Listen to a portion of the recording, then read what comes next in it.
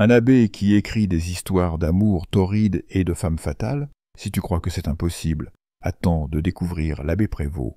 Ce religieux rebelle a créé Manon Lescaut, l'une des héroïnes les plus sulfureuses de la littérature française, et c'est exactement le genre d'auteur paradoxal que les correcteurs adoreront voir dans tes copies de bac.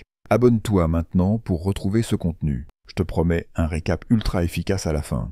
Alors, imagine-toi un moine qui s'évade de son couvent pour parcourir l'Europe. C'est exactement la vie de Prévost, qui incarne parfaitement les contradictions du XVIIIe siècle. Tu vois, il vit cette tension permanente entre devoirs religieux et désirs humains, entre morale et passion, exactement comme son héros Des-Grieux dans Manon Lescaut. Cette instabilité constante, ces fuites, ces amours tumultueuses, ça nourrit directement son écriture. Prévost révolutionne le roman en montrant que les personnages peuvent être à la fois nobles et faibles, vertueux et pécheurs. Il ouvre la voie au roman psychologique moderne en explorant ces contradictions intérieures qui nous rendent si humains. Alors, parlons maintenant de ses œuvres incontournables. Manon Lescaut, son chef-d'œuvre, c'est le roman que tu dois absolument maîtriser pour le bac. Cette histoire d'amour tragique entre Des-Grieux et Manon révolutionne la littérature par sa modernité psychologique. Tu vas voir, Prévost innove complètement avec ce roman mémoire, à la première personne, qui explore la passion destructrice comme jamais auparavant.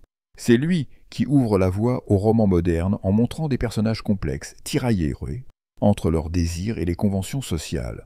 Ses autres œuvres, comme A Cleveland, développent cette même vision pessimiste de l'homme, faisant de Prévost un précurseur du romantisme et un maître de l'analyse psychologique. Pour tes épreuves, retiens que Prévost transforme le roman en véritable laboratoire de l'âme humaine. Alors, tu veux comprendre le génie de Prévost? Écoute bien ces 3 citations qui résument tout son talent. D'abord, l'amour est une passion qui ne pardonne point à elle-même. Ici, Prévost nous montre que l'amour n'est pas ce sentiment romantique des contes de fées, mais une force brutale qui détruit tout sur son passage. Ensuite, quand Des-Grieux dit « Je me trouvais partagé entre plusieurs sentiments dont j'étais moi-même étonné », tu découvres cette psychologie ultramoderne. Prévost explore nos contradictions internes avec une précision chirurgicale, bien avant Freud. Enfin, cette phrase sur Manon, née pour causer la ruine de tous ceux qui l'approchaient, crée le mythe de la femme fatale qui fascine encore aujourd'hui.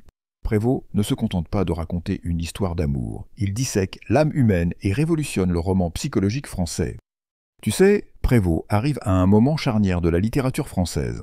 Il fait le pont entre le classicisme qui s'essouffle et ce romantisme qui va bientôt exploser au XIXe siècle. Ce qui est génial chez lui, c'est qu'il révolutionne complètement le roman en se concentrant sur la psychologie de ses personnages, plutôt que sur de grandes aventures rocambolesques. Avec Manon Lescaut, il crée quelque chose d'inédit. Des personnages moralement ambigus, ni complètement bons, ni complètement méchants, exactement comme nous dans la vraie vie. Cette modernité va directement inspirer les grands noms du romantisme comme Chateaubriand et Benjamin Constant. D'ailleurs, le succès de Manon dépasse largement nos frontières. Goethe l'adore. Puccini en fait un opéra mythique, et encore aujourd'hui, ce personnage fascine les créateurs du monde entier. Prévost pose ainsi les bases du roman psychologique moderne et nous montre que la littérature peut explorer toute la complexité de l'âme humaine. Tu veux une anecdote absolument dingue? Prévost a littéralement ressuscité le jour de sa mort. Il s'effondre en forêt, le médecin le déclare mort et commence l'autopsie. Mais dès le premier coup de scalpel, Prévost se réveille en hurlant. Il meurt finalement quelques heures après, mais quel symbole parfait de son œuvre! Cet homme, qui avait créé des personnages toujours en fuite, toujours entre la vie et la mort, venait d'échapper une dernière fois au destin. Cette anecdote résume parfaitement l'esprit du XVIIIe siècle, cette époque où on questionnait tout, même les certitudes les plus absolues, comme la mort. Alors, pourquoi Prévost est-il si important pour ta culture littéraire?